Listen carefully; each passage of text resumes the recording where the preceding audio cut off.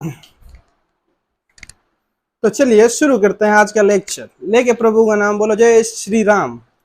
तो कल के लेक्चर में अपन ने पढ़ा था cathode ray tube, anode ray tube, उनकी कुछ प्रॉपर्टीज पढ़ी थी अपन ने, वो कैसे मूव करती है, फ्लोरोसेंट स्क्रीन पे उनका क्या बिहेवियर आता है, मैग्नेटिक फील्ड में वो क्या बिहेव करते, कैसे बिहेव करती है, एनोड और कैथोड के बीच में वो कैसे स्टेट मूव करती है या फिर जिग जैग मोशन में मूव करती है, वो मैंने कल सब आपके साथ डिस्कस कर लिया था। आज अपन पढ़ने जा रहे हैं एटॉमिक स्ट्रक्चर का सबसे आसान टॉपिक। सबसे आसान, सबको आसान लगता है ये पर्टिकुलर किसी के लिए नहीं है कि एक जने को आसान लगता है, लेकिन ये टॉपिक आसान है। लेकिन जब ये नीट में अगर आता है तो सबसे आसान क्वेश्चन भी अपन के नंबर कटवा सकता है। जो हार्ड टॉपिक होता है उसको तो अपन रट के बैठे रहते हैं, उसमें अपने कटने हुए चांस ही नहीं होते। जो आसान टॉपिक होता है उसमें से अपने गलत होने के चांस सबसे ज्यादा होते हैं। इसलिए मैंने एक ट्रिक निकाली है जिसकी वजह से आपका इस जो टॉपिक है, इस टॉपिक में से आपका एक भी क्वेश्चन गलत नहीं होगा। ये मेरा चैलेंज। अगर आप एक भी क्वेश्चन कोई भी गलत करवा देना तो नाम चेंज कर देना भाई साहब। तो चलिए शुरू करते हैं आज का लेक्चर। आज के लेक्चर में सबसे पहले अपन स्टार्ट करने जा रहे हैं रिप्रेजेंटेशन ऑफ एलिमेंट। एक एलिमेंट होता है ना, उसको अपन रिप्रेजेंट कैसे करते हैं। आपने 10th क्लास तक तो पढ़ ही रखा होगा, जो पीरियोडिक टेबल होती है ना, पीरियोडिक टेबल में सबसे पहला जो एलिमेंट होता है उसको अपन हाइड्रोजन बोलते हैं। उसके बाद जो सेकंड नंबर एलिमेंट आता है उसको अपन हीलियम बोलते हैं। जो हीलियम होता है उसका एटॉमिक नंबर तो होता है 2 और एटॉमिक मास होता है 4। जो नीचे लिखते हैं ना पावर, नीचे बेस में किसी भी एलिमेंट के अपन जो बेस में लिखते हैं वो तो उसका एटॉमिक नंबर होता है, एटॉमिक नंबर। और किसी भी एलिमेंट के अगर अपन जो भी उसके पावर में लिखते हैं उसको अपन बोलते हैं एटॉमिक मास उस एलिमेंट का। ठीक है, मान लिया। अब जैसे मान लो कि ये कोई एक एक्स एलिमेंट है, एक्स एलिमेंट कुछ भी मान लो, जैसे एक्स एलिमेंट अपन हीलियम ले लिया इस केस में, तो किसी अलग केस में ऑक्सीजन हो गया, किसी अलग केस में नाइट्रोजन हो गया, किसी अलग केस में सल्फर हो गया, किसी अलग केस में कुछ भी ले सकते हो, क्लोरीन हो गया, नियोन हो गया, कुछ भी ले लो। एक्स एलिमेंट है कोई।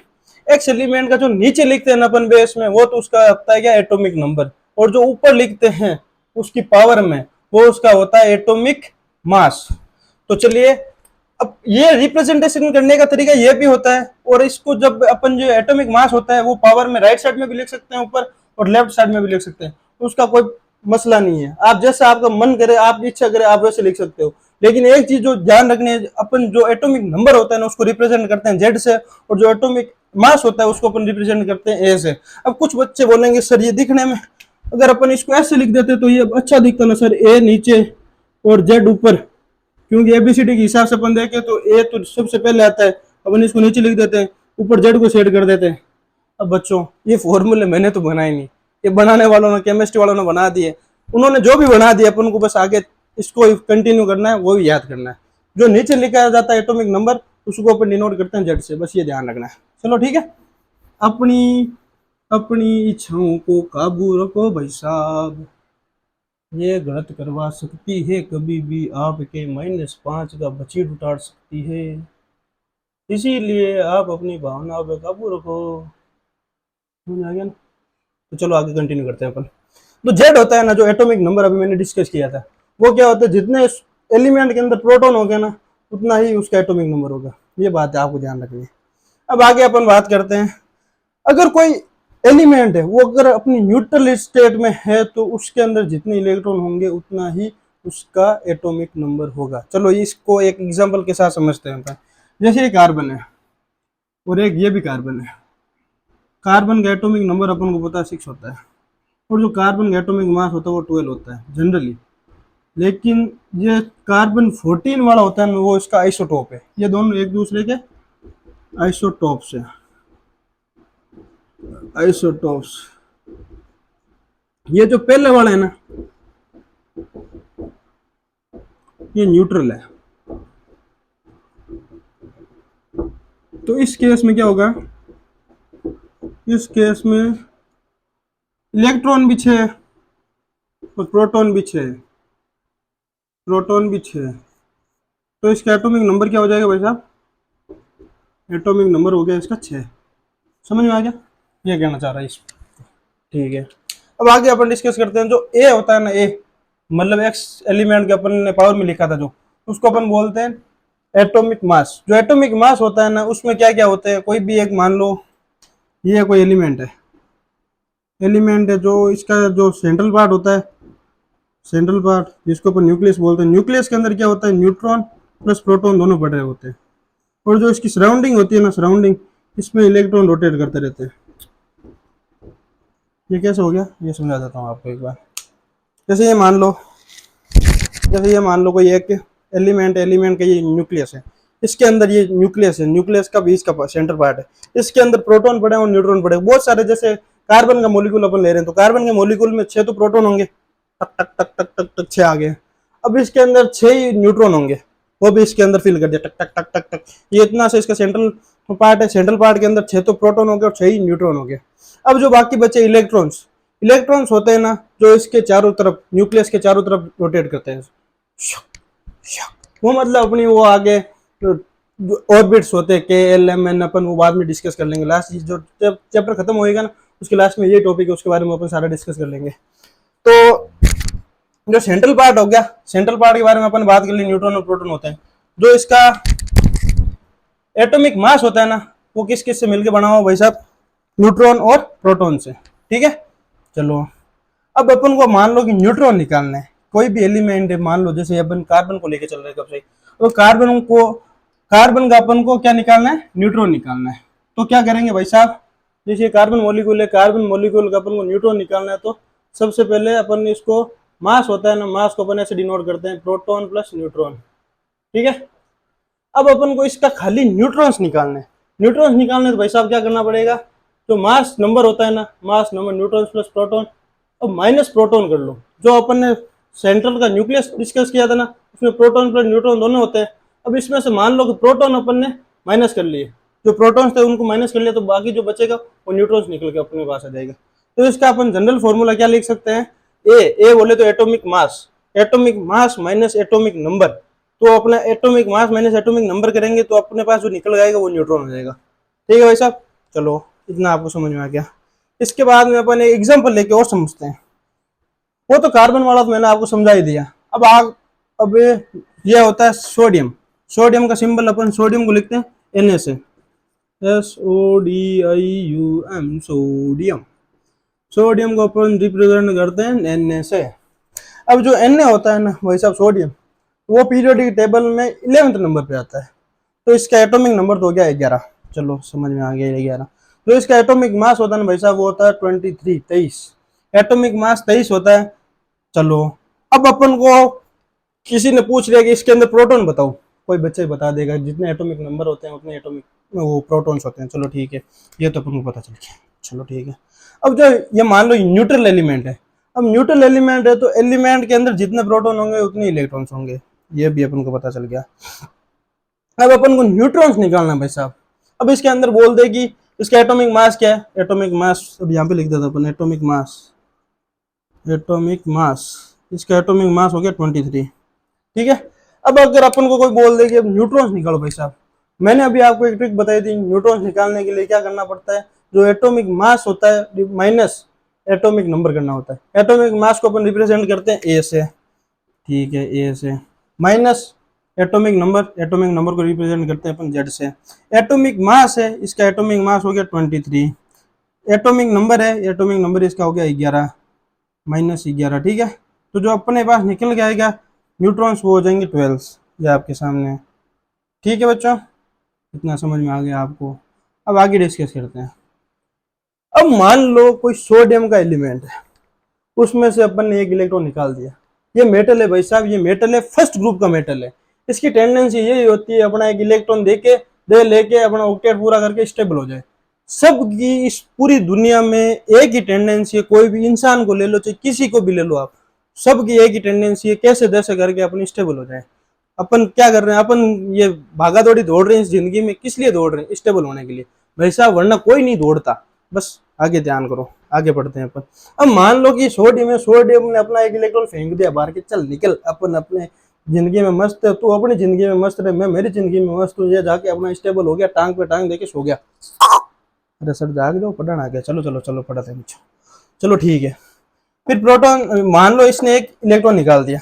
अब प्रोटॉन्स तो अपन को पता है फिक्स होते हैं भाई साहब, जो इसका एटॉमिक नंबर होता है ना, वो तो जो फिक्स ही रहता है, किसी भी एलिमेंट का एटॉमिक नंबर तो फिक्स ही रहता है, जितना एलिमेंट का प्रोटॉन होंगे उतना ही उसका एटॉमिक नंबर होगा, ठीक है। अब मान लो इलेक्ट्रॉन्स की बात करते हैं अपन, इलेक्ट्रॉन्स की बात करते हैं तो जो प्लस का चार्ज होता है ना, प्लस का चार्ज का मतलब एक ही होता है कि जब कोई भी एलिमेंट अपना एक इलेक्ट्रॉन डोनेट कर देता है तो उस पर +1 चार्ज आता है। अब कोई भी एलिमेंट अगर उसने 2 इलेक्ट्रॉन मतलब मान लो कि एलिमिनेट कर दिए, बाहर निकाल दिए, जैसे मैं एक एलिमेंट हूँ, मेरे अंदर से मान लो कि मैं एक एलिमेंट हूँ, मेरे अंदर से एक इलेक्ट्रॉन निकला तो मेरे ऊपर एक प्लस चार्ज आ जाएगा, ठीक है। एक और निकल गया तो मेरे ऊपर +2 चार्ज आ जाएगा। ये अपन पीरियोडिक टेबल में आगे डिस्कस कर लेंगे। जो ग्रुप फर्स्ट होता है पीरियोडिक टेबल का, वो 1 इलेक्ट्रॉन डोनेट करने की क्षमता रखता है। जो ग्रुप सेकंड होता है वो 2 इलेक्ट्रॉन डोनेट करने की क्षमता रखता है। और जो लास्ट के ग्रुप 17 वगैरह आ गया, वो 1 इलेक्ट्रॉन एक्सेप्ट करने की क्षमता रखता है। वो अपन पीरियोडिक टेबल में उसके बारे में डिस्कस कर लेंगे। अभी अपन को यही ध्यान रखना है, अपन को इलेक्ट्रॉन्स निकालना है। इलेक्ट्रॉन्स निकालने हैं तो इसके अंदर जो प्रोटॉन्स तो है वो तो होगी 11। अब इसमें एक इलेक्ट्रॉन निकाल दिया तो इसमें से एक माइनस कर दो, 11 - 1 10 इलेक्ट्रॉन्स आ गए इसमें, ठीक है। अब अपन को निकालना है न्यूट्रॉन्स। न्यूट्रॉन्स का वही तरीका अपने पास, A - Z, A इसका हो गया 23, Z इसका हो गया 11, तो निकल के जो अपने पास न्यूट्रॉन्स आए वो आ गया 12। चलो ठीक है। अब अपन एक और एग्जांपल लेके समझते हैं। अब ऑक्सीजन है, ऑक्सीजन का अपन को पता है एटॉमिक जो नंबर होता है वो 8 होता है, और जो इसका एटॉमिक मास होता है वो होता है 16, ठीक है बच्चों। अब इसके ऊपर -2 चार्ज आ गया। ये -2 चार्ज क्या रिप्रेजेंट करता है, कोई भी एलिमेंट अगर उसके ऊपर -1 -2 चार्ज आ जाता है, अगर -1 चार्ज आ रहा है इसका मतलब ये है कि इसने एक इलेक्ट्रॉन एक्सेप्ट कर लिया, अगर -2 चार्ज आ रहा है इसका मतलब उसने एक और इलेक्ट्रॉन एक्सेप्ट कर लिया। चलो ठीक है, अब आगे इसको डिस्कस करते हैं। जैसे प्रोटॉन है, प्रोटॉन तो अपन को पता है कोई भी एलिमेंट में जो प्रोटॉन होते हैं वो उसका एटॉमिक नंबर होते हैं, एटॉमिक नंबर के बराबर जो होते हैं वही उसके प्रोटॉन्स होते हैं। चलो ये समझ में आ गया। अब इलेक्ट्रॉन्स, इलेक्ट्रॉन्स को रिप्रेजेंट करने के लिए अपन को पता है जो इलेक्ट्रॉन है ना, 8 तो इसके फिक्स है, न्यूट्रल एलिमेंट होता है उसके अंदर जितने प्रोटॉन होते हैं उतने इलेक्ट्रॉन होते हैं, 8 तो इसका आ गया, जितने प्रोटॉन उतने इलेक्ट्रॉन। अब ये जो -2 चार्ज है ना भाई साहब, इस -2 चार्ज का मतलब है इसने 2 इलेक्ट्रॉन किसी से ले लिए, उधार ले लिए मान लो स्टेबल होने के लिए, तो इसने 2 इलेक्ट्रॉन ले लिए। 2 इलेक्ट्रॉन लेते जस्ट ये क्या हो गया, 10 इलेक्ट्रॉन्स इसके अंदर प्रेजेंट हो गए, 8 + 2 10 हो गया। अब न्यूट्रॉन्स निकालने इसके अंदर, न्यूट्रॉन्स का वही अपने पास फॉर्मूला, न्यूट्रॉन्स का कोई अलग फॉर्मूला ही नहीं भाई अपने पास, A - Z, A इसका है 16 - 8 तो ये आ गया 8। चलो यहाँ तक पूरा होते हैं अपनी इस एग्जाम्पल से। अब एक बहुत ही शानदार, बहुत ही ज्यादा शानदार आपको एक क्वेश्चन करवाने जा रहा हूँ भाई साहब। अगर इसका किसी भी बच्चे ने बिना देखे, बिना आंसर देके अगर सोल्व कर दिया इस क्वेश्चन को, मान लो आपको ये टॉपिक पूरा जो रिप्रेजेंटेशन ऑफ एलिमेंट मैंने भी पढ़ाया था ना, वो आपको एकदम अच्छे से आता है। अगर ये वाला क्वेश्चन आपने कर दिया, ये भाई साहब ये क्वेश्चन में अपनी पूरी जान लगा देना, बहुत बढ़िया क्वेश्चन है ये। तो चलो अपन शुरू करते हैं। इस क्वेश्चन में पूछ रखा है, in which one of the following the number of protons is greater than the number of neutrons, but number of protons is less than number of electrons। इसमें क्या कह रखा है, जो प्रोटॉन हो वो तो न्यूट्रॉन से तो ज्यादा होना चाहिए, लेकिन जो प्रोटॉन है वो इलेक्ट्रॉन से कम होने चाहिए। इसका कहने का मतलब है इसमें सबसे कम तो क्या होने चाहिए अपने पास, न्यूट्रॉन्स। ये देखो प्रोटॉन है, proton should be greater than number of neutrons, ठीक है।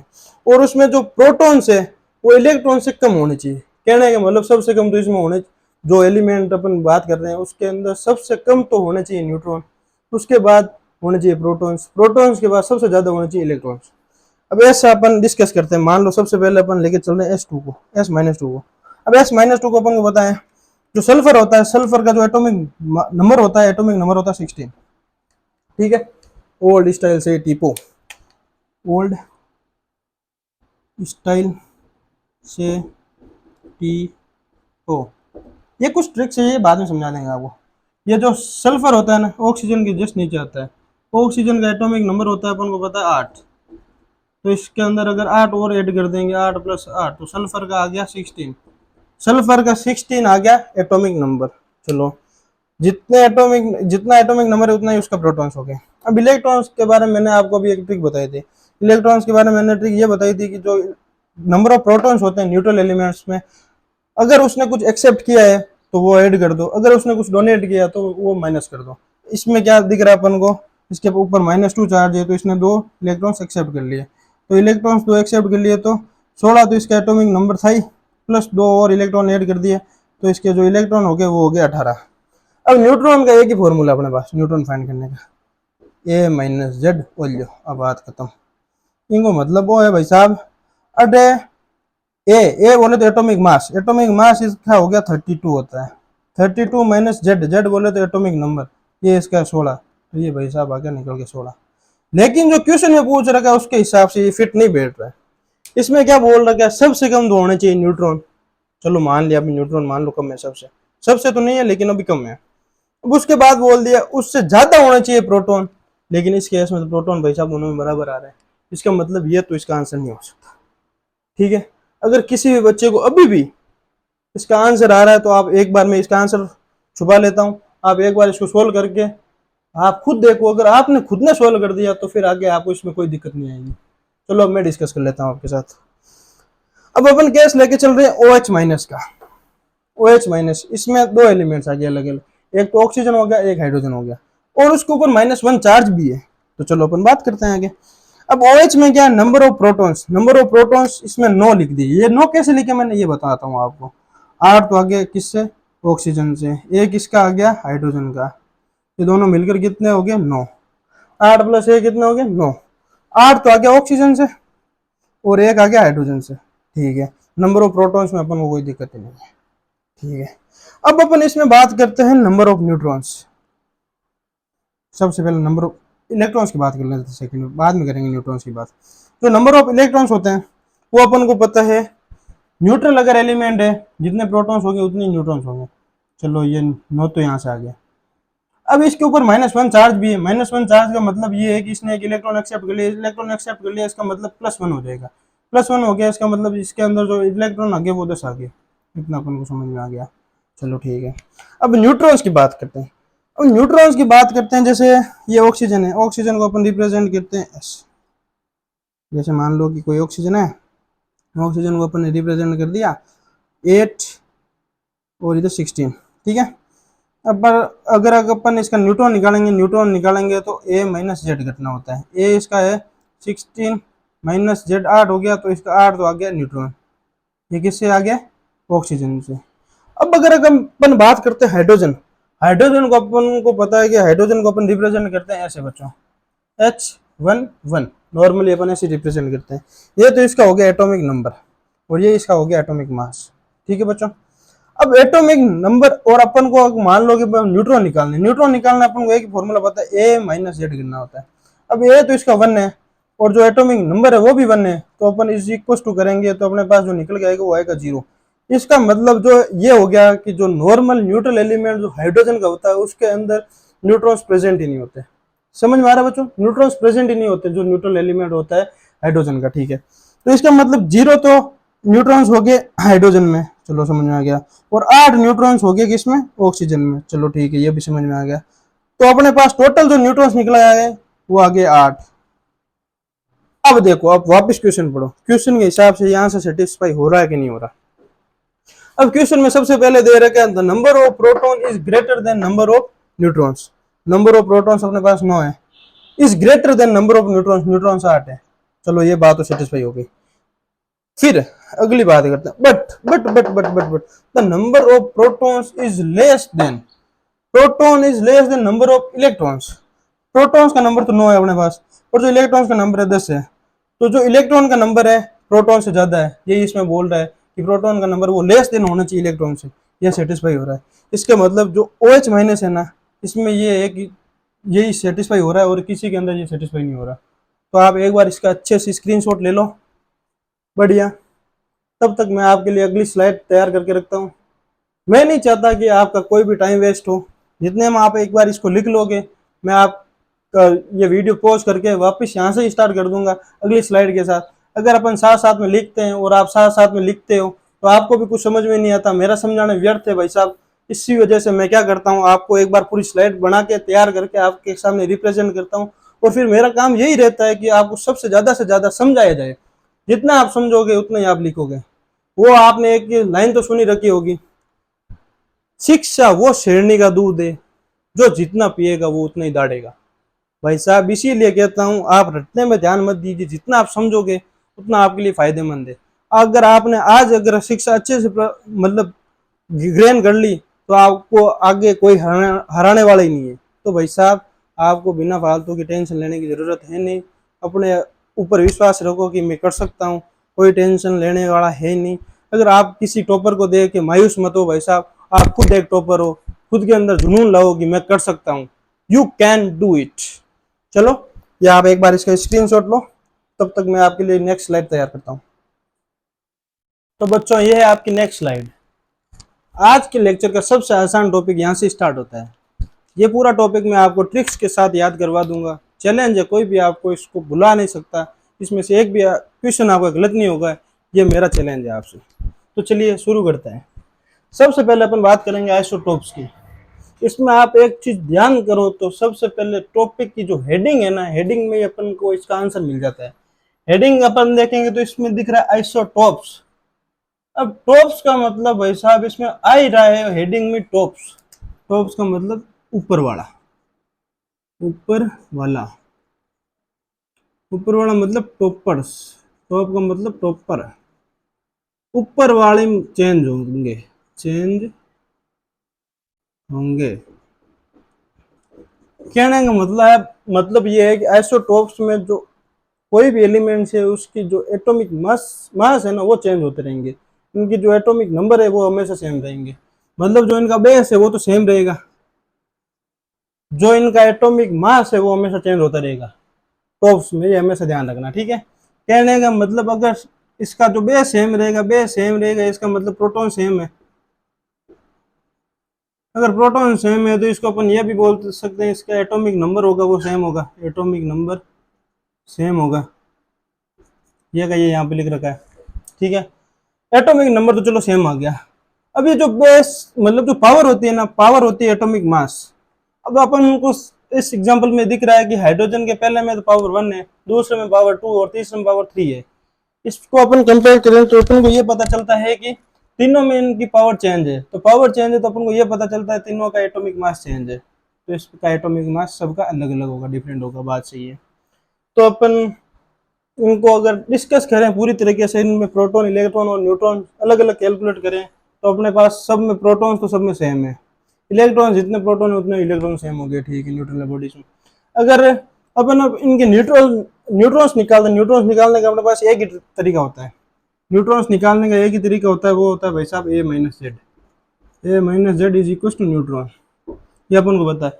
ये अप्लाई करेंगे तो पहले में ए क्या हो गया, ए तो अपने पास हो गया 1 और माइनस जेड 1, 1 माइनस 1 करेंगे तो भाई साहब 0 आ गया। इसमें ए तो हो गया 2 और जेड हो गया 1, तो ये अप्लाई करेंगे तो अपने पास 1 आ गया, ठीक है। चलो ओके।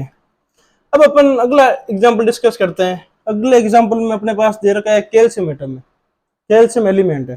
कैल्शियम एलिमेंट का जो एटॉमिक नंबर होता है ना वो भाई साहब 20 होता है। पीरियोडिक टेबल में जब आप अच्छे से ऑब्जर्व करोगे तो कैल्शियम का एटॉमिक नंबर होता है वो होता है 20।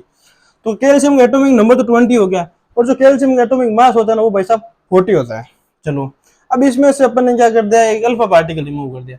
अल्फा पार्टिकल मैंने कल भी आपको समझाया था, अल्फा पार्टिकल वो होता है जो, अल्फा पार्टिकल अपन किसको बोलते हैं, हीलियम के न्यूक्लियस को अपन अल्फा पार्टिकल बोलते हैं।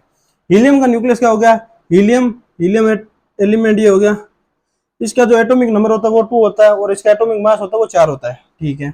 अपन एक अल्फा पार्टिकल रिमूव करते हैं तो मैंने कल भी आपको एक चीज समझाई थी, किसी भी एलिमेंट में से अगर अपन अल्फा पार्टिकल रिमूव करते हैं जो उसका एटॉमिक नंबर होता है ना उसमें से तो -2 कर देना है, जो उसका एटॉमिक मास होता है उसमें से -4 कर देना। कल ही आपको समझाया था, आज एक बार और रिपीट कर देता हूँ। जो एटॉमिक नंबर होता है ना भाई साहब उसमें से 2 माइनस करना होता है, जो एटॉमिक मास होता है ना उसमें से 4 माइनस करना होता है, ये हमेशा ध्यान रखना आप। तो अपन ने क्या कर दिया, जो एटॉमिक नंबर है 20, 20 -2 कर दिया, 20 -2 कर दिया, मान लो -2, तो क्या हो गया 18, 18 आ गया, ठीक है। अब ये 40 है, 40 -4 कर दिया, क्योंकि अल्फा पार्टिकल में एटॉमिक मास क्या होता है 4 होता है, 4 माइनस कर दिया तो ये 36 आ गया, ठीक है। अब इसके आगे क्या है, आर्गन अपन को मिल गया एक अल्फा पार्टिकल रिमूव करने के बाद। अब इसमें से 2 बीटा पार्टिकल और रिमूव कर दिया, कल भी मैंने आपको समझाया था। बीटा पार्टिकल अगर अपन रिमूव करते हैं ना तो आपको कुछ भी नहीं करना, आंख बंद करके जो एटॉमिक नंबर होता है ना भाई साहब उसमें अगर एक बीटा पार्टिकल रिमूव कर रहे हैं तो एक का ऐड कर दो, अगर 2 बीटा पार्टिकल रिमूव कर रहे हैं तो 2 का ऐड कर दो। ये आपको हमेशा ध्यान रखना है बीटा पार्टिकल के लिए, स्पेशली बीटा पार्टिकल के लिए ये ध्यान रखना, जो एटॉमिक नंबर होता है ना, जितने बीटा पार्टिकल अपन रिमूव करेंगे उतना उसमें ऐड कर देना। एटॉमिक मास में भाई साहब कोई भी छेड़खानी नहीं करनी है, ठीक है, समझ में आ गया आपको? तो ठीक है, अपन 2 बीटा पार्टिकल रिमूव करने की बात चल रही है, 2 बीटा पार्टिकल रिमूव करेंगे, 2 बीटा पार्टिकल रिमूव करेंगे, इसका मतलब जो एटॉमिक नंबर है उसमें 2 ऐड कर दो। एटॉमिक नंबर 18 है, इसमें 2 ऐड और कर दे तो 20 हो गया। 20 का पे अपन को पता कैल्शियम आता है। अब ये जो पहला कैल्शियम और लास्ट का कैल्शियम, दोनों के जो एटॉमिक नंबर है वो तो अपन को सेम दिख रहा है, लेकिन जब इनकी अपन पावर चेक करेंगे तो पावर में अपन को दिख रहा है पहले का जो कैल्शियम है उसकी पावर है 40 और दूसरे का जो कैल्शियम है उसकी पावर है 36। ये पावर तो अपन गलत बोल रहे हैं, कहने का मतलब तो वैसे सही वे में बोले तो अपन इसको बोल सकते हैं एटॉमिक मास। एटॉमिक मास एक का तो 36 और दूसरे का 40। देखना को अपन एक ये चीज दिख रही है, इन दोनों का बेस तो सेम, मतलब दोनों में 20-20 आ रहा है, लेकिन जो इनका टॉप है ना, टॉप इनके टॉप्स दोनों में चेंज है, एक में 36 और एक में 40 है। इससे अपन को ये पता चलता है ये दोनों एक दूसरे के आइसोटोप्स है। मैंने पहले शुरू करते ही बताया था आइसोटोप्स में टॉप चेंज होते रहते हैं, इन दोनों को देख लो टॉप चेंज है, इसका मतलब ये दोनों आपस में आइसोटोप्स है। चलो अब इनकी कुछ प्रॉपर्टीज अपन देख लेते हैं। फिजिकल प्रॉपर्टीज होते हैं ना, फिजिकल प्रॉपर्टीज कोई भी एलिमेंट है चलो फिजिकल प्रॉपर्टी एक बार बाद में बात करते हैं। केमिकल प्रॉपर्टीज, फिजिकल प्रॉपर्टीज तो डिफरेंट होगी इनकी, और जो केमिकल प्रॉपर्टीज है वो सेम होगी। अब चलो इसको पूरा एक्सप्लेन करते हैं आपको। अब कैल्शियम एटम है, कैल्शियम एटम मतलब एलिमेंट है, कैल्शियम एलिमेंट है, कैल्शियम एलिमेंट की अभी सारी की सारी जो केमिकल प्रॉपर्टीज है वो सेम रहेगी। क्यों रहेगी? क्योंकि एलिमेंट ये है, एलिमेंट एक है तो अपन को पता है सारे के सारे जो केमिकल रिएक्शन वगैरह जो होगी इस एक एलिमेंट के साथ ही होगी, इसका मतलब इसकी केमिकल प्रॉपर्टीज में कोई चेंज आना नहीं है। अब अच्छी बात फिजिकल प्रॉपर्टीज, फिजिकल प्रॉपर्टीज अपन देखेंगे तो फिजिकल प्रॉपर्टीज किस पे डिपेंड करती है? मास पे करती है, एटॉमिक मास पे। अपन को पता है जो आइसोटोप्स होते हैं ना उनके मास डिफरेंट होते हैं, मास डिफरेंट हो गए तो जिस जिस दोनों एलिमेंट्स के मास डिफरेंट होंगे तो उनकी फिजिकल प्रॉपर्टीज भी चेंज करेगी, वेरी करेगी, वेरी करेगी, इसका मतलब फिजिकल प्रॉपर्टीज डिफरेंट होगी, फिजिकल प्रॉपर्टीज डिफरेंट। चलो ठीक है, अब अपन बात करते हैं अगले टॉपिक की। अगला टॉपिक है अपने पास आइसोबार्स। अब टॉपिक में अपन को क्लियर हो रहा है भाई साहब, आइसोबार्स, बार्स का मतलब होता है बाहर से अपन को एक याद रखना है, बाहर से बेस, बाहर से बेस, इसका मतलब इसमें बेस चेंज होते रहेंगे, बेस चेंज होते रहेंगे रहेंगे वैसा क्या याद रखना है आपको आइसोबार्स में? इनमें बेस चेंज होते रहेंगे, टॉप से वो एकदम कांस्टेंट रहेंगे। बेस चेंज होंगे, बेस में अपन क्या लिखते हैं? कोई भी एलिमेंट है उसके बेस में अपन क्या लिखते हैं? उसका एटॉमिक नंबर लिखते हैं। अब मान लो कोई एलिमेंट है उसका बेस ही चेंज हो गया, बेस मतलब एटॉमिक नंबर चेंज हो गया, एटॉमिक नंबर चेंज हो गया इसका मतलब दोनों एलिमेंट चेंज हो गए। दोनों एलिमेंट अगर अलग अलग है तो अपन को पहले ही पता चल जाना चाहिए कि इनकी केमिकल प्रॉपर्टीज तो कभी सेम होनी ही नहीं है, क्योंकि एलिमेंट अलग अलग आ गया तो उनके केमिकल प्रॉपर्टीज हमेशा चेंज आएगी, ये बात आपको ध्यान रखनी है। चलो एटॉमिक नंबर डिफरेंट होगा, मैंने अभी हाथों हाथ डिस्कस किया था आपके पास। अगर बेस चेंज होगा तो बेस चेंज होगा मतलब एटॉमिक नंबर चेंज हो गया, एटॉमिक नंबर चेंज हो गया तो एलिमेंट भी चेंज होगा। एटॉमिक मास, आइसोबार्स में एक ही खास बात ये होती है कि इनका जो एटॉमिक मास होता है ना वो दोनों का सेम होता है। एटॉमिक जो मास होता है ना वो भाई साहब सेम होता है। मास बोले तो जो उसकी पावर होती है ना, पावर दोनों की सेम होगी एलिमेंट्स की, ये बात आपको ध्यान रखनी। अपन इसको एक एग्जांपल से समझते हैं। जैसे अपन ने ले लिया कि आर्गन, आर्गन का पीरियोडिक टेबल में नंबर होता है 18, और जो पोटेशियम है पोटेशियम पीरियोडिक टेबल में 19 नंबर पे आता है, और जो कैल्शियम होता है वो पीरियोडिक टेबल में 20 नंबर पे आता है। लेकिन जब अपन इनको क्लियरली ऑब्जर्व करेंगे तो तीनों की जो पावर है, पावर बोले तो एटॉमिक मास, तीनों के 40-40-40। इस एग्जांपल को देखते हुए अपन को एक चीज पता चल रही है कि तीनों के जो एटॉमिक मास है वो तो सेम है, लेकिन जो तीनों के बेस है, बेस बोले तो एटॉमिक नंबर तीनों के चेंज है। इससे अपन को एक ही चीज पता चलती है, आइसोबार्स में हमेशा बेस चेंज होते रहेंगे और जो इनके टॉप्स हैं वो हमेशा सेम रहेंगे आइसोबार्स में, ये ध्यान रखना स्पेशली आप।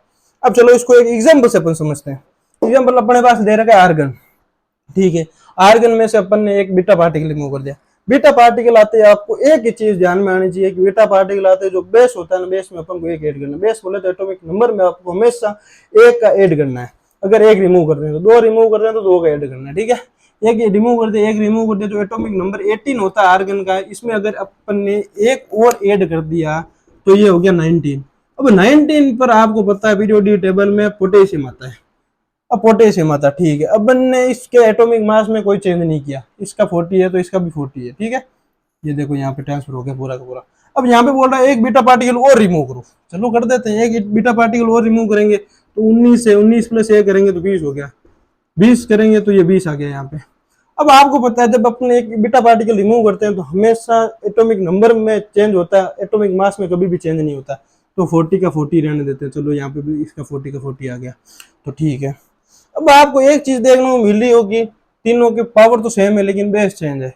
इससे अपन को एक ही चीज पता चलती है, आइसोबार्स में हमेशा बेस चेंज होते रहेंगे। समझ में आ गया भाई साहब? चलो ठीक है, ठीक है ना। चलो आगे समझते हैं। आइसोन्यूट्रॉनिक, इसी को बोलते हैं आइसोटोन्स, ठीक है।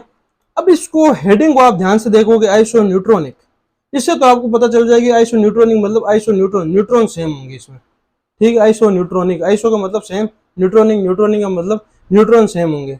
लेकिन जो दूसरा नाम इसमें दे रखा है इस टॉपिक में वो है आइसोटोन्स। अब आपको कैसे पता चलेगा भाई साहब आइसोटोन्स से में क्या सेम होता है क्या सेम नहीं होता है। अब आप इसको अच्छे से ऑब्जर्व करो, आइसो, आईएसओ, आइसो को साइड में कर दो, टोन्स, TONE।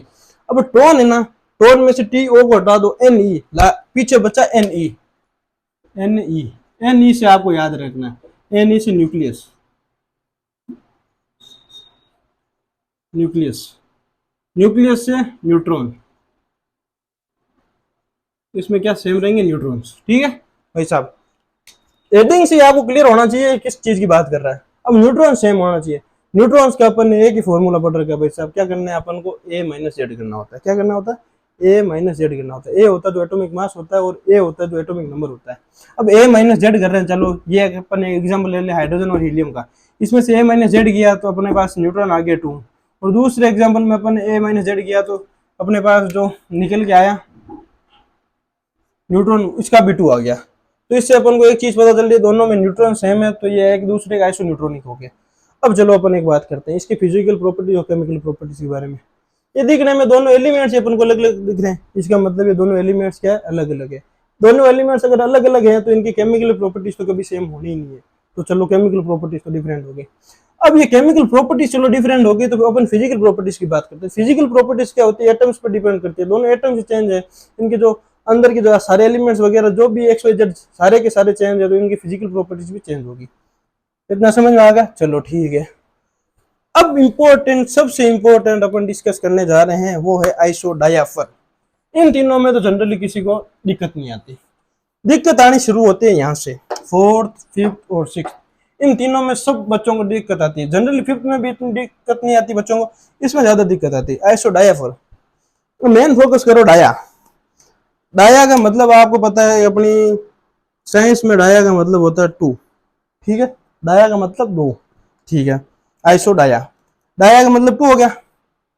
अभी इसको यहाँ पे होल्ड करो, एक बार होल्ड करो, मैं इसका बारे में पूरा ट्रिक के साथ समझाता हूँ आपको, ठीक है। आइसो डायाफर का मेन फॉर्मूला आपको याद रखना है, N minus P. N minus P same होता है, N हो गया न्यूट्रॉन, P हो गया प्रोटॉन, N माइनस पी होता है वो सेम होता है इन एलिमेंट्स में।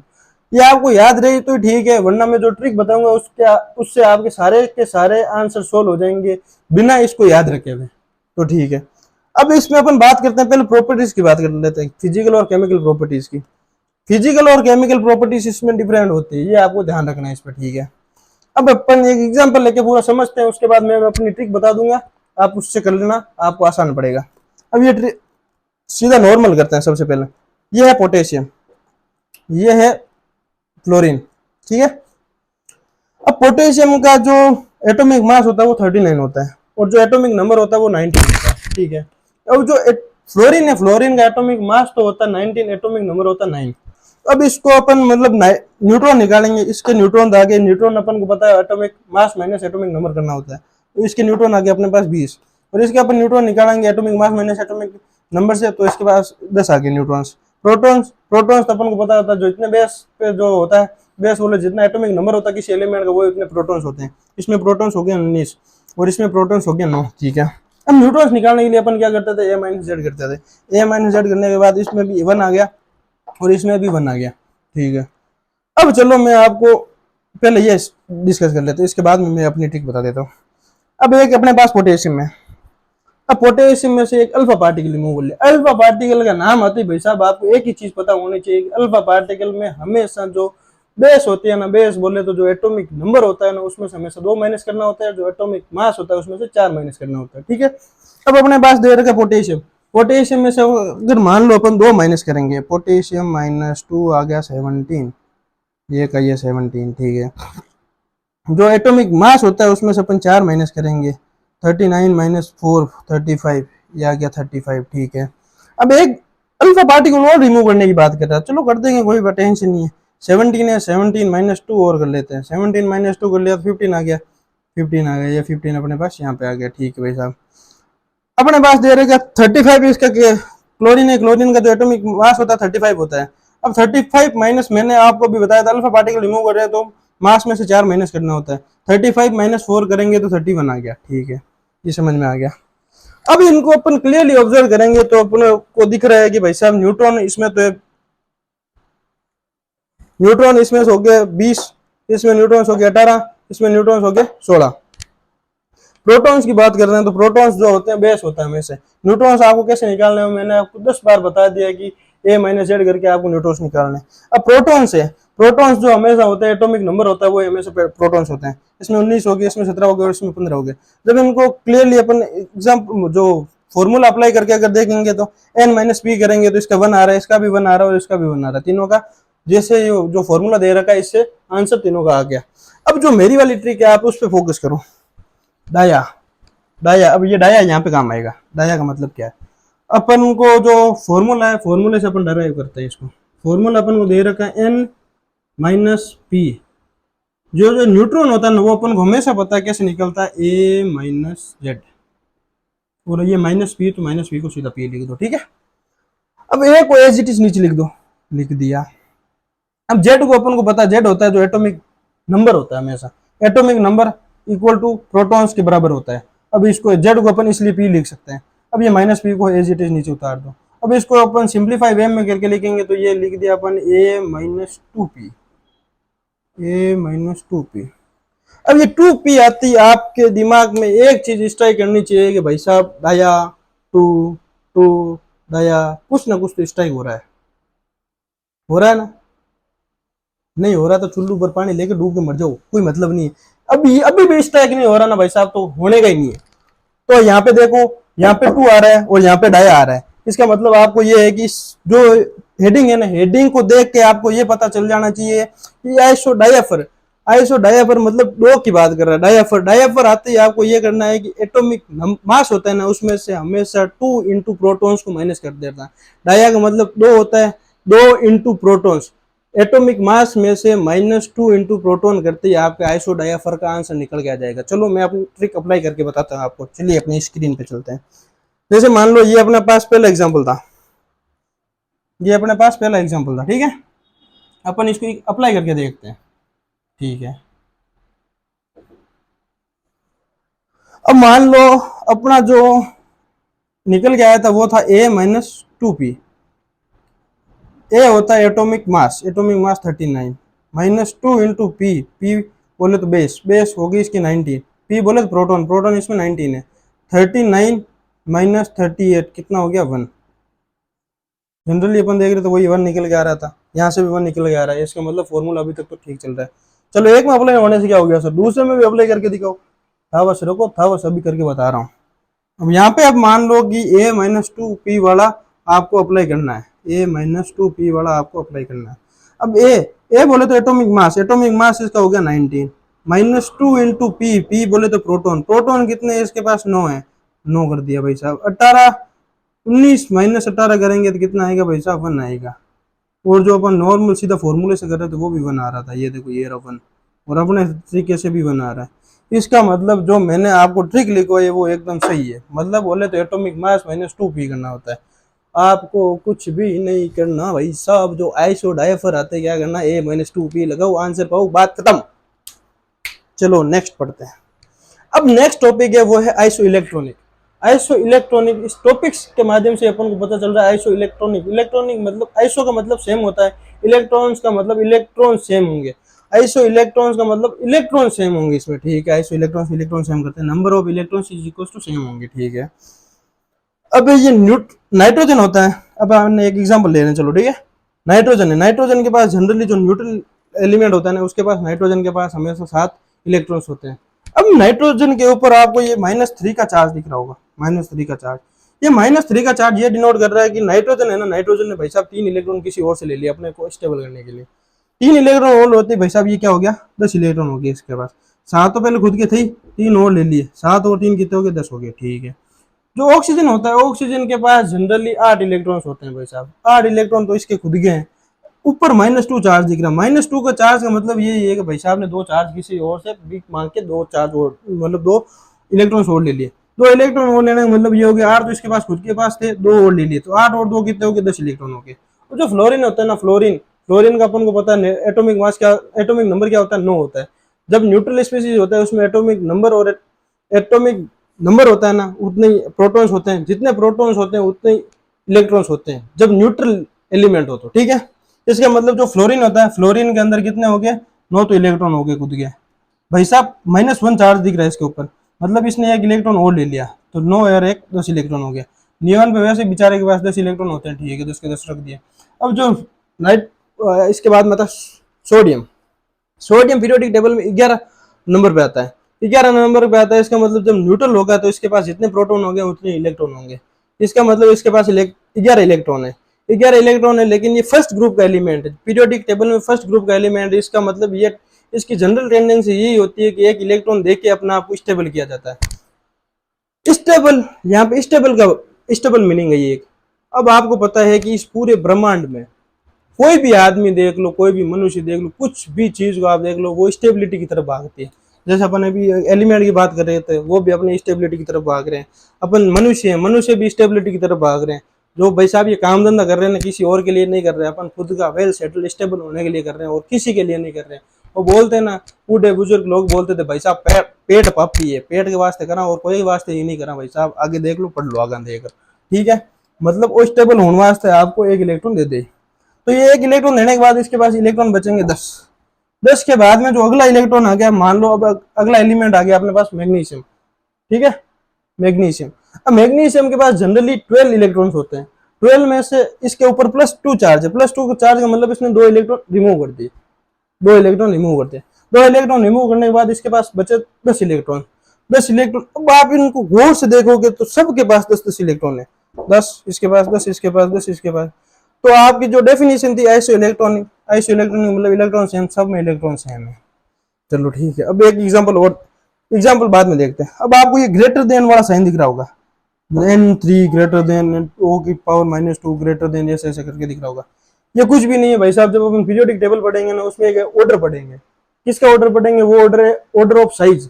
सब ये जो एग्जांपल लिख रखे ना, इसमें सबसे बड़ी साइज किसकी है? नाइट्रोजन की। ये नाइट्रोजन की सबसे बड़ी साइज कैसे हुई? पीरियोडिक टेबल में आपको एक चीज दे रखी है, जिसपे जितना नेगेटिव चार्ज होगा वो उतना क्या होगा? आइसो इलेक्ट्रॉनिक स्पीसीज में जिसपे जितना नेगेटिव चार्ज होगा वो उतना ही ज्यादा बड़ा स्पीसीज होगा, मतलब ज्यादा बड़ा एलिमेंट होगा। ये ऑर्डर ऑफ साइज हो गया। ये क्या हो गया? Order of size, order of size. बस ये बात ध्यान रखनी है आपको, ठीक है।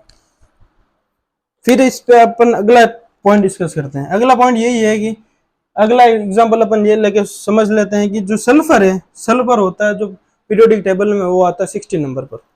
60 नंबर पर कैसे आता है वो आपको समझा देता हूँ एक बार। ओल्ड स्टाइल से टी-ओ। अब जो ऑक्सीजन होता है ना, ऑक्सीजन का एटॉमिक नंबर होता है 8, सल्फर का होता है 16। ये 16 कैसे आ गया भाई साहब? जो ये सेकंड ग्रुप नहीं, सेकंड पीरियड की बात चल रही है, सेकंड पीरियड। और जो सल्फर आता है वो थर्ड पीरियड में आता है भाई साहब, थर्ड पीरियड।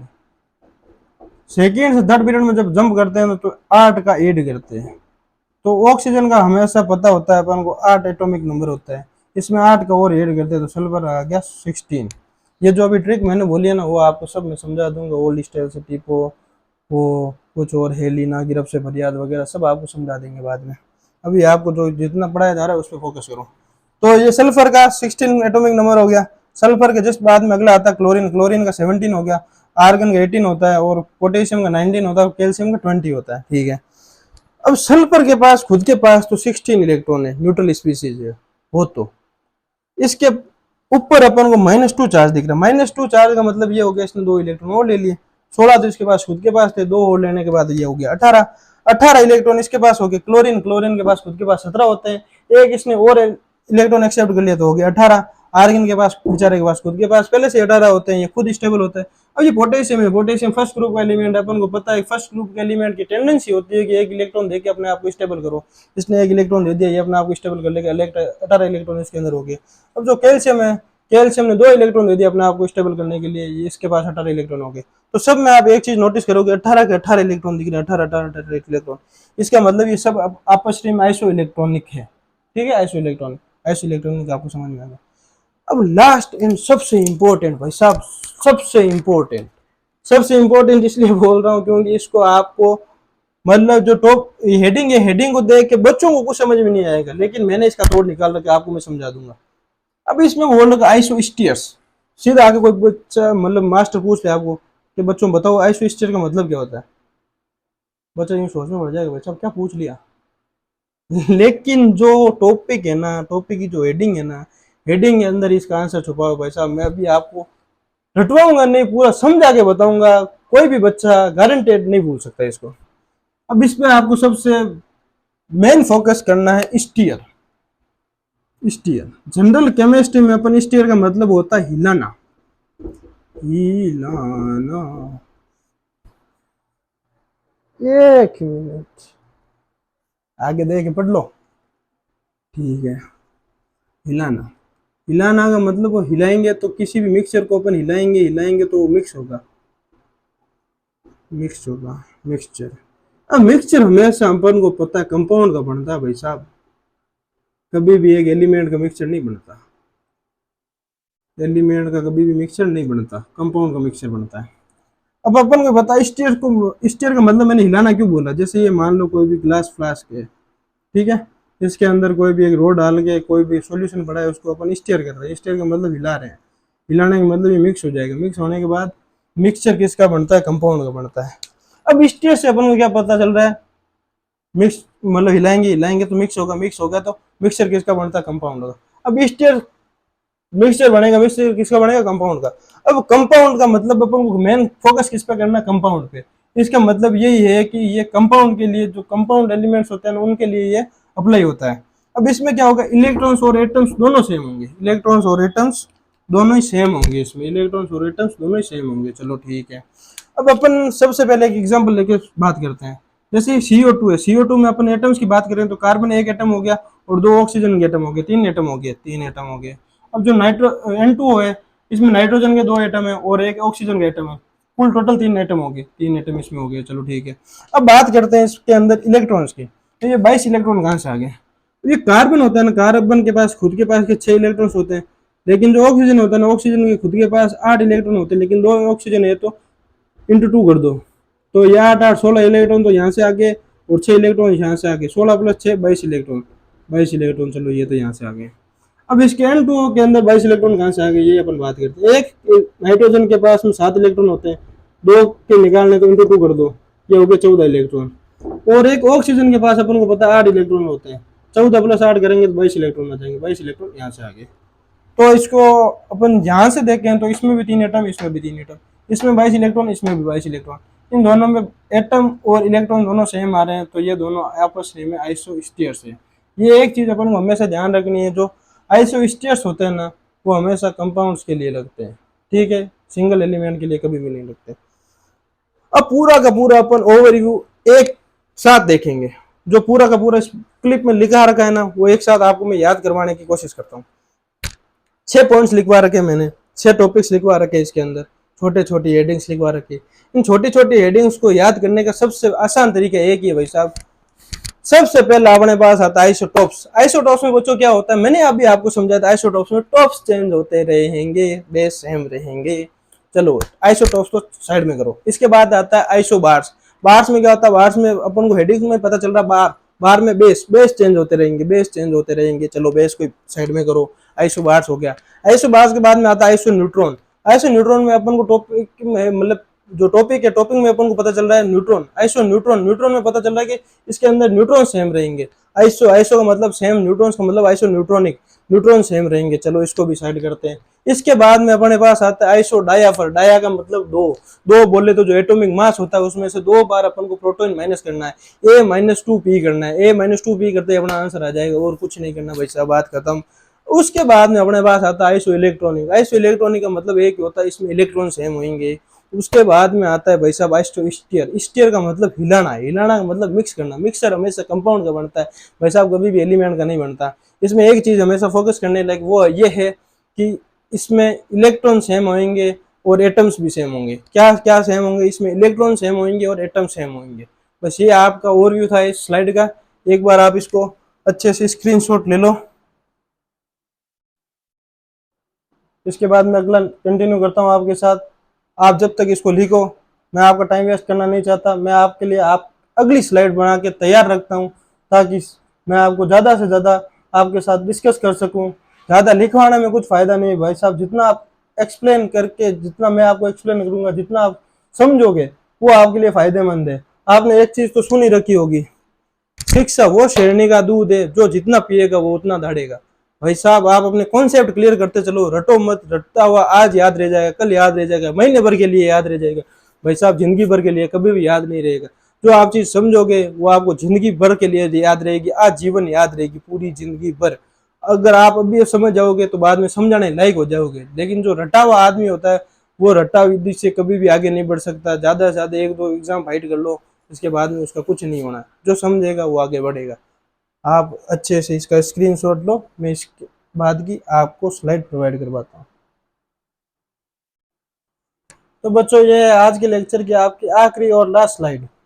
तो चलिए इसमें अपन डिस्कस करेंगे जितना भी आपने आज के लेक्चर में पढ़ा है उसके रिलेटेड कुछ क्वेश्चंस करेंगे अपन, जिसके माध्यम से आपको सारे के सारे कॉन्सेप्ट क्लियर हो जाएंगे।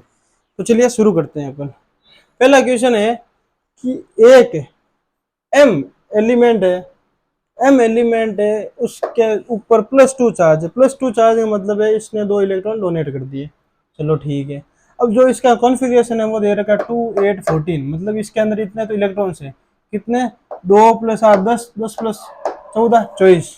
24 तो इसके अंदर क्या हो गया पूरा, इसके पास अभी इलेक्ट्रॉन बचे हुए हैं। ठीक है, इसने 2 इलेक्ट्रॉन और निकाल दिए, मतलब बाद में बात कर लेंगे वो। ठीक है। अब क्वेश्चन में अगला पॉइंट बोल रहा है mass number of M metal. जो एम मेटल है ना, मेटल बोल दो या एलिमेंट बोल दो, कुछ भी बोल दो, इसका जो मास नंबर है ना वो 54 है। चलो ठीक है। Find total number of neutrons. अब न्यूट्रॉन्स अपन को फाइंड करना है। न्यूट्रॉन्स का अपने पास एक ही फॉर्मूला है, A-Z। चलो अब M+2 का टोटल इलेक्ट्रॉन्स तो हो गया 24। ठीक है, 24 इलेक्ट्रॉन्स आ गए। अब जो ये तो +2 चार्ज है ना, +2 का चार्ज का मतलब है 2 इलेक्ट्रॉन इसने दे दिए, 2 इलेक्ट्रॉन्स दे दिए। ठीक है। अब 2 इलेक्ट्रॉन देती है, मतलब इसको अगर न्यूट्रल बनाना है अपन को तो 2 इलेक्ट्रॉन वापस लेने पड़ेंगे। चॉइस तो पहले थी, इसमें 2 और ऐड कर दिया तो 26 इलेक्ट्रॉन इसके पास हो गए टोटल। पूरे 26 टोटल इलेक्ट्रॉन है। जितने इलेक्ट्रॉन होते हैं उसमें न्यूट्रल एलिमेंट में उतने ही प्रोटॉन्स होते हैं, तो प्रोटॉन्स भी आ गए अपने पास 26। ठीक है। अब अपन किसी भी एलिमेंट को अपन रिप्रेजेंट करने के लिए अपन क्या करते हैं, कोई एलिमेंट है उसके नीचे तो अपन क्या लिखते हैं, एटॉमिक नंबर। उसका एटॉमिक नंबर, इसका एटॉमिक नंबर क्या आ गया, जितने प्रोटॉन्स होते हैं उतने एटॉमिक नंबर 26 आ गया। अब जो आता है उसका एटॉमिक मास, जो एटॉमिक मास अपन को पहले से दे रखा 54, तो 54 अपन ने ऊपर लिख दिया। ठीक है। अब अपन को पता होता जो न्यूट्रॉन्स होता है ना वो होता है A-Z। ए इसमें दे रखा एटॉमिक मास वो है 54, ये हो गया ए बच्चों। वो 26 ये प्रोटॉन्स, प्रोटॉन्स बोले तो जेड, जेड बोले तो जेड, A-Z करेंगे तो अपने पास आ गया 28। ये इसका हो गया आंसर। इसके जस्ट अगला क्वेश्चन नहीं, ये बहुत इंपॉर्टेंट क्वेश्चन है, दिखने को बहुत आसान दिख रहा है लेकिन आपसे छोटी सी सिली मिस्टेक होगी इसमें, गारंटेड कह सकता हूँ इसमें हर एक बच्चा गलती करेगा, हर एक बच्चा गलती करेगा। चलो इसको डिस्कस करते हैं। M-2, इसका जो कॉन्फ़िगरेशन दे रखा है वो 288। 288 का मतलब हो गया 2 और 8 10, 10 8 18, 18 तो इसमें अंदर टोटल इलेक्ट्रॉन है। ठीक है। मास ऑफ एम मेटल, ये एम मेटल बोल दो, एलिमेंट बोल दो, इसके मास दे रखा 30। ठीक है। Find total number of neutron in its most stable isotope. गलती यहाँ पे होनी थी, ये आपने अगर पकड़ लिया ना, most stable isotope, most stable isotope. ठीक है। अभी इस पर आंसर करेंगे आपको पता चल जाएगा। अब M-2 में तो टोटल इलेक्ट्रॉन हो गए 18, लेकिन -2 का मतलब है 2 इलेक्ट्रॉन इसने लिए थे। अब 2 इलेक्ट्रॉन लिए थे तो इसको न्यूट्रल बनाने के लिए वापस अपन को 2 इलेक्ट्रॉन वापस निकालने हैं। तो 18 इलेक्ट्रॉन इसके पास टोटल थे, उसमें से अपन ने 2 वापस निकाल दिए, तो इसके पास बचे कितने, 16 इलेक्ट्रॉन। अब जितने इलेक्ट्रॉन्स होते हैं न्यूट्रल एलिमेंट्स में उतने प्रोटॉन्स होते हैं, तो 16 इसके अंदर इलेक्ट्रॉन है तो 16 प्रोटॉन हो गए। अपन को पता है पीरियोडिक टेबल में 16 नंबर पे सल्फर आता है, सल्फर आता है 16 नंबर पे। पहले थोड़ी देर पहले अब मैंने वो ट्रिक बोल के बताई थी, ओल्ड स्टाइल से टिपो, ये 16 कहाँ से है कैसे, वो पूरा मैंने आपको समझाया था। यहाँ पे आ गया 16, ठीक है। अभी मोस्ट स्टेबल बोला भाई साहब, मोस्ट स्टेबल, लेकिन यहाँ पे बच्चे कंफ्यूज कैसे होंगे वो मैं आपको बता देता हूँ सबसे पहले। अब इसमें दे रखा है बच्चा जज्बाती होकर यहाँ पे सबसे पहले क्या करेगा भाई साहब, ये एलिमेंट है मान लो एम एलिमेंट अपने पास आ गया, प्रोटॉन्स आ गया 16 प्रोटॉन आ गया, इसका मतलब इसका एटॉमिक नंबर तो हो गया 16, ठीक है, चलो ठीक है। अब इसे मास दे रखा भाई साहब 30, ओ जो 30, बच्चा राजी हो पे क्या करेगा, न्यूट्रॉन निकालने, तो भाई साहब लो ए minus Z, A minus Z करिए तो 30 माइनस 16 बोले वो 14, जो आंसर है गलत। इसीलिए कहते हैं बच्चों ज्यादा जज्बाती होकर आंसर नहीं देना चाहिए, ये आपको -5 दिलवा सकता है। अब +4 दिलवाने का एक ही तरीका आपके पास, +4 लेने का तरीका ये है, इस पे फोकस करना, मोस्ट स्टेबल आइसोटोप। जो सल्फर होता है ना भाई साहब, सल्फर का मोस्ट स्टेबल आइसोटोप होता है सल्फर, एटॉमिक नंबर तो 16 हो गया, जो सल्फर का एटॉमिक मास होता है ना मोस्ट स्टेबल में, वो होता है 32, ये आपको याद होना चाहिए। 32 होता है, 32 होता है, तो मान लो ये एक सल्फर है, सल्फर का एटॉमिक नंबर तो हो गया 16 और जो एटॉमिक मास हो गया 32, ये इसका स्टेबल आइसोटोप है, ठीक है, स्टेबल आइसोटोप, मोस्ट स्टेबल। अब इसमें से अपन ए माइनस जेड करेंगे, ए माइनस जेड करेंगे, ए तो अपने पास 32 माइनस जेड 16, तो आ गया अपने पास 16, इसका इसीलिए सही आंसर होगा 16। जो बच्चा जज्बाती होकर 14 आंसर करके आएगा उसका गलत होगा, -5 नंबर आएंगे, फिर मत बोलना कि सर ने पढ़ा ही नहीं था, यहाँ पे आप गलती करोगे, फाइनल है, ठीक है। ये एग्जाम्पल भी हो गया। अब अगला एग्जाम्पल अपन डिस्कस करते हैं, ये बहुत ज़्यादा इंपॉर्टेंट है, आपको एक बार में समझ में आ जाता तो ठीक है, वरना आप इसको 1-2 बार वापस रिपीट करके देख लो, आपको आराम से समझ में आ जाएगी, ये अपनी गारंटी है। तो चलिए शुरू करते हैं। अब इसमें दे रखा है इन ऑक्सीजन, ऑक्सीजन का स्टेबल आइसोटोप यही है, ठीक है। Oxygen number of proton decreased bye 50%, proton है, प्रोटॉन को 50% से कम कर दिया, चलो ठीक है। Number of neutrons increase by 25%, जो न्यूट्रॉन्स है उनको 25% से इंक्रीज कर दिया, ठीक है। And number of electron is doubled, electron है उनको डबल कर दिया, चलो ठीक है। अब इसका क्वेश्चन सुनिए आप, then find percentage change in mass of oxygen. अब जो ऑक्सीजन का मास है ना भाई साहब, उसमें कितना चेंज आएगा, ये अपन ने जितनी भी छेड़खानी करी है ना, ये छेड़खानी करने के बाद इसके जो आंसर आएगा ना, जो मास आएगा ना इसका, उसमें कितना चेंज हुआ वो आपको बताना है। तो चलिए अपन बताते हैं। अब इसमें पहले ही बोल रखा है ऑक्सीजन है, ऑक्सीजन के अंदर जो मोस्ट स्टेबल इसका आइसोटोप है, तो इसमें इलेक्ट्रॉन भी 8 होंगे, इलेक्ट्रॉन 8 होंगे, तो अपन को पता है मोस्ट स्टेबल आइसोटोप्स के अंदर जितने इलेक्ट्रॉन होते हैं उतने प्रोटॉन्स होते हैं, 8 अगर इलेक्ट्रॉन है तो 8 ही प्रोटॉन होंगे, ठीक है। और न्यूट्रॉन निकालने के ए माइनस जेड करोगे तो अपने पास न्यूट्रॉन भी 8 आ जाएंगे। अब इसमें बोला इलेक्ट्रॉन, इलेक्ट्रॉन को डबल कर दो, इलेक्ट्रॉन को डबल कर दिया, कोई मतलब नहीं, 8 है, 8 का डबल करते 16 हो गया, इसको साइड में करो। अब बात है प्रोटॉन, अब प्रोटॉन को क्या किया भाई साहब, उसने 50% डिक्रीज कर दिया। अब 50% डिक्रीज करने का मतलब क्या हो गया, 50%, 8 का 50% निकालोगे ना, 50 डिवाइड बाई 100, 1/2, 2 दूनी 4, ये आ गया 4। अब ये 4 से तो डिक्रीज हुआ है, क्या कर दिया, प्रोटॉन डिक्रीज बाय 50%, ठीक है, 4 से डिक्रीज हो गया। टोटल कितने प्रोटॉन्स थे, 8, 8 में से 4 निकल के बाकी कितने बच्चे, 4, ये 4 आ गए यहाँ पे। इसको अपन एएमयू में कन्वर्ट करेंगे तो पीछे एएमयू लगा देंगे, एएमयू, ठीक है। अब इसने बोला जो न्यूट्रॉन्स होता है ना, न्यूट्रॉन्स को 25% इंक्रीज कर दिया, 25% अगर 8 का निकालेंगे तो 25% आएगा 2, 25% 2 कैसे आएगा, 25 को 1 डिवाइड बाई 4, 4 को 60 से काटेंगे तो 2, 2 आ गया, 2 से इंक्रीज हो गया, ठीक है।